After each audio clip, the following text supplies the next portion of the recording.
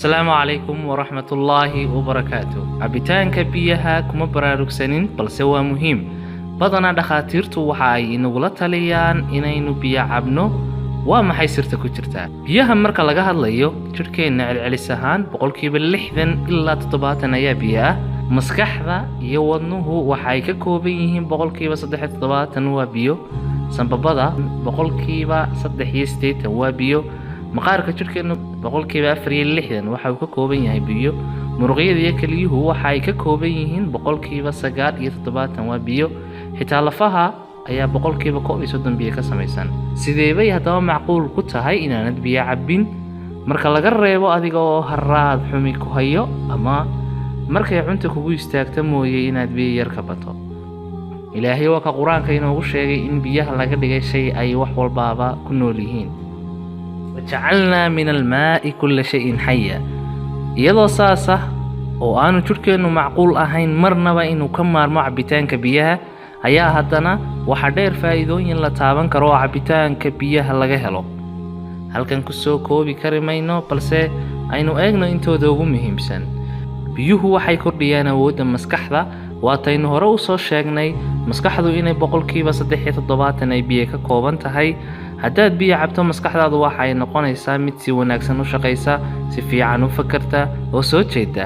xagga qofka aan biyaha cabirin noqdo mid ay xusuustiisu yaraato, madax xanuunna aan ka bixin, muudkiisuna khalkhalsan yahay.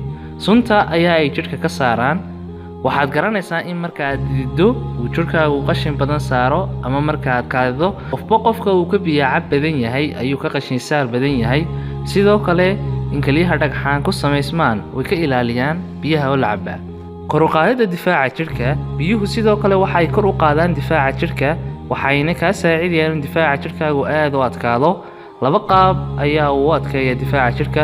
waata koowaad ee oxygen badan ayaa jirka soo galaysa, unugyada jirkuna si fiican ayaa ay u shaqaynayaan. waa mar labaadka waataynu ku soo sheegnay qodobkeenii hore, jirka ayaa sunta laga saaraya taasi oo difaacii uu badbaadayo waxyeelada inay ka yaraanayso. gabowshiyaha degdega ah. waxaynu ognahay qofka marka uu gaboobo maqaarkiisa sare ayaa duuduuma. sidaynu bilowga ku sheegnay boqolkiiba 46 maqaarkeenu biyo ayaa uu ka kooban yahay. marka uu biyo waayo maqaarku waa kan duuduumaya ee gabowga keenaya. qofka uu ka biyo cab badan yahay ayuu maqaarkiisu ka yaraadaa, ka qurux badnaadaa, kana dhalaalaa. madax xanuunka, dhabar xanuunka iyo wadna xanuunkaba way ka hortagaan haddii aad biyaha si fiican u cabtid. inaad biyaha si fiican u cabtaa waxa ay kaa yeelaysaa inaad noqotid qof mar walba xaaladiisu degan tahay. mashiinka saliidda wanaagsan haystaa si fiican ayuu u shaqeeyaa. sidaasi la mid ah haddii aad tahay qof biyaha si fiican u cabba, dhammaan xubnaha iyo gudaha jirka si wanaagsan ayaa ay u shaqaynayaan. taas ayaa kaa yeelaysa inaad noqoto qof mar walba xaalkiisu degan yahay. haddaba biyaha inaad si wanaagsan u cabtaa maxaa loola jeedaa? ugu horreyn qofka bini'aadamka ahi 3 litir ilaa 4 litir oo biyo ah inuu cabo ayaa looga baahan yahay 24 saacadoodba. xilliyada ugu wanaagsan ee biyaha inaad cabto ay tahay waa subaxii salaada hore markaad salaada subaxaad soo tukatid. sidoo kale cuntada intaanad cunin 30 daqiiqo ka hor, sababtoo ah dheefshiidka ayay wanaajisaa. iska ilaali xilliga cuntada aad cunayso inaad biyaha cabto kaliya marka ay kugu istaagto mooyee cuntada ka bacdi 30 daqiiqo inaad cabto ayaa iyana wanaagsan. dheefshiidka ayay si fiican uga shaqaysiisaa.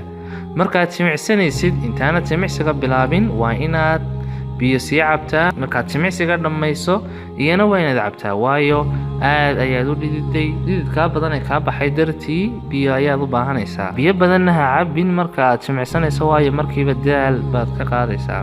sidoo kale marka aad maydhanayso ama aad qubaysanayso biyaha inaad sii cabtaa ka hor aad bay ugu fiican tahay, sababtoo ah heerkulka jirka ayay hoos u dhigaysaa. ta ugu muhiimsan ee aynu ku soo koobina barnaamijka ayaa ah waxa ay tahay in marka biyaha aad cabayso inaanad xoog iyo degdeg u cabin oo aanad markiiba qurqurin, sababtoo ah caafimaadka uma wanaagsana. waa inaad hal mar ka bato oo aad in yarafa ku sii hayso kadibna aad liqdo. waana sida ugu wanaagsan ee biyaha loo cabo. barnaamijkeenu maanta intaas ayaynu ku soo koobaynaa. waad ku mahadsantahay daawashada muuqaalkani. mahadsanid.